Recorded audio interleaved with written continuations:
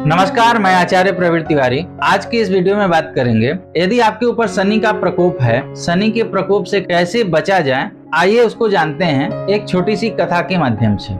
इस कथा को सुनकर शनि प्रकोप से लाभ होगा। कथा कुछ इस प्रकार है। शमशान में जब महर्षि दधीचि के मांस पिंड का दाह संस्कार हो रहा था, तो उनकी पत्नी अपने पति का वियोग सहन नहीं कर पाई और पास में ही स्थित विशाल पीपल वृक्ष के कोटर में 3 वर्ष के बालक को रखकर स्वयं सती हो गईं। इस प्रकार महर्षि दधीचि और उनकी पत्नी का बलिदान हो गया। किंतु पीपल के कोटर में रखा बालक भूख प्यास से तड़प तड़प कर चिल्लाने लगा। जब कोई वस्तु नहीं मिलती तो कोटर में गिरे पीपल के फलों को खाकर बड़ा होने लगा। कालांतर में पीपल के पत्तों और फलों को खाकर बालक का जीवन जैसे तैसे सुरक्षित रहा। एक दिन देव ऋषि नारद वहां से गुजरे।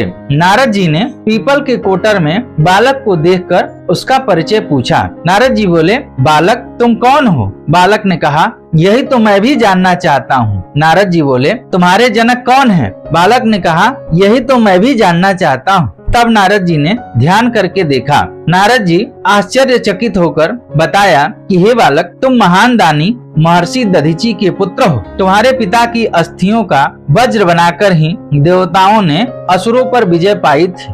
नारद जी ने बताया कि तुम्हारे पिता दधीचि की मृत्यु मात्र 31 वर्ष की आयु में हो गई थी। बालक ने कहा, मेरे पिता के अकाल मृत्यु का क्या कारण था? नारद जी ने कहा, तुम्हारे पिता पर शनिदेव की महादशा थी।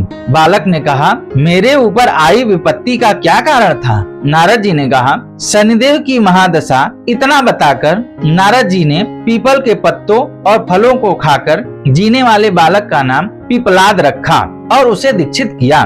नारद जी के जाने के बाद बालक पिपलाद ने नारद जी के बताए अनुसार ब्रह्मा जी की घोर तपस्या कर उन्हें प्रसन्न किया। ब्रह्मा जी ने बालक पिपलाद से वर मांगने को कहा, तो पिपलाद ने अपने दृष्टि मात्र से किसी भी वस्तु को जलाने की शक्ति मांगी। ब्रह्मा जी से वरदान मिलने पर सर्वप्रथम पिपलाद ने शनिदेव का आवाहन कर अपने सम्मुख प्रस्तुत किया और सामने पाकर आंखें खोलकर भस्म करना शुरू कर दिया। शनिदेव सशरीर जलने लगे।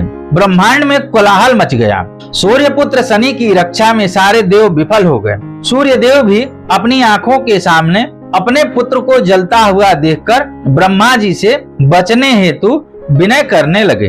अंततः ब्रह्मा जी ने स्वयं पिपलाद के सम्मुख आए और शनि देव को छोड़ने की बात कही, किंतु पिपलाद ने उनकी बात नहीं मानी। ब्रह्मा जी ने एक के बदले 2 वरदान मांगने की बात कही। तब पिपलाद ने खुश होकर 2 वरदान मांगा। जन्म से 5 वर्ष तक किसी भी बालक की कुंडली में शनि का स्थान नहीं होगा, जिससे कोई और बालक मेरे जैसा अनाथ न हो।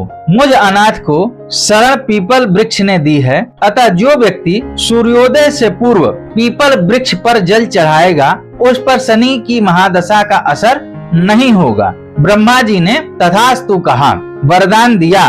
तब पिपलाद ने जलते हुए शनिदेव को अपने ब्रह्म दंड से उनके पैरों पर आघात करके उन्हें मुक्त कर दिया, जिससे शनिदेव के पैर क्षतिग्रस्त हो गए और वे पहले जैसे तेजी से चलने लायक नहीं रहे। अतः तभी से शनि जो धीरे चलता है वही शनैश्चर कहलाए और शनि आग में जलने के कारण काली काया वाले अंग भंग रूप में हो गए। शनि देव की काली मूर्ति और पीपल वृक्ष की पूजा का यही धार्मिक हेतु है। आगे चलकर पिपलाद ने प्रश्न उपनिषद की रचना की, जो आज भी ज्ञान का बृहद भंडार। अगर हमारी यह जानकारी आपको अच्छी लगे तो आप इस वीडियो को ज्यादा से ज्यादा शेयर करिए, सब्सक्राइब करिए। धन्यवाद। हर हर महादेव।